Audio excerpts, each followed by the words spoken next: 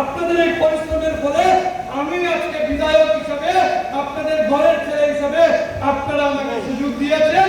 এই জন্য এই মঞ্চ থেকে দাঁড়িয়ে আমি অন্তরের অন্তঃস্থল থেকে আপনাদের প্রতি কৃতজ্ঞতা জ্ঞাপন করি এবং এই মঞ্চ থেকে দাঁড়িয়ে মাননীয় অভিভাবক মন্ত্রীর সম্মুখে, মাননীয় জেলা সভাপতির সম্মুখে আমি অঙ্গীকারবদ্ধ হইলাম যে আমার জেলার কার্যকর্তা যারা আমাকে এই মুকুট পরিয়েছেন, আপনাদের আপদে বিপদে 100% 24 ঘন্টা আপনাদের পাশে দাঁড়িয়ে কার্যকর্তার মতো কাজ করবো, একজন বিধায়কের জন্য।